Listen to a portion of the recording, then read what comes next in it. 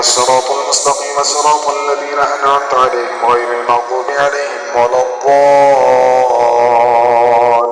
الضالين. هل أتى على الإنسان حين من الدهر لم يكن شيئا مذكورا إنا خلقنا الإنسان من نطفة أمشاج نبتليه فجعلناه سميعا بصيرا إنا هديناه السبيل إما شاكرا وإما كفورا إنا أعتدنا للكافرين سلاسل وأغلالا وسعيرا إن الأبرار يشربون من كأس كان مزاجها كافورا عينا يشرب بها عباد الله يفجرونها تفجيرا يوفون بالنذر ويخافون يوما كان شره مستطيرا ويطعمون الطعام على حبه مسكينا ويتيما وأسيرا إنما نطعمكم لوجه الله لا نريد منكم جزاء ولا شكورا إنا نخاف من ربنا يوما عبوسا قمطريرا فوقاهم الله شر ذلك اليوم ولقاهم نظرة وسرورا وجزاهم بما صبروا جنة وحريرا متكئين فيها على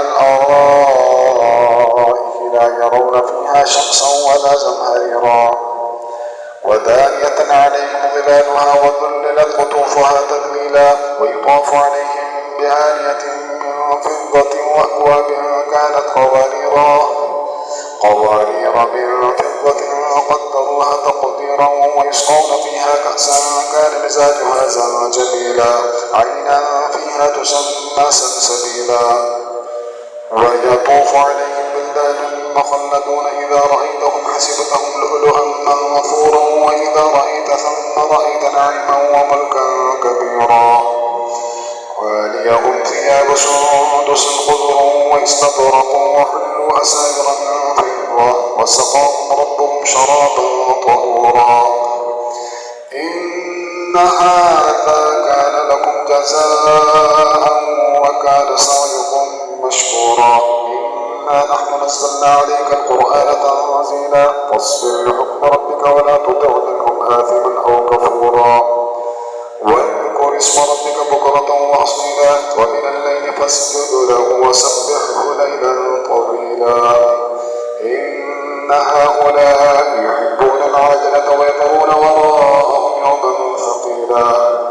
نحن خلقناهم وشددنا أسرهم وإذا شئنا بدلنا أمثالهم تبديلا إن هذه تذكرة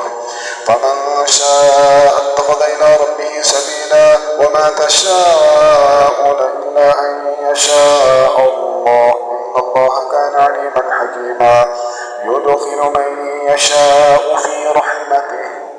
والظالمين أعد لهم عذابا أليما.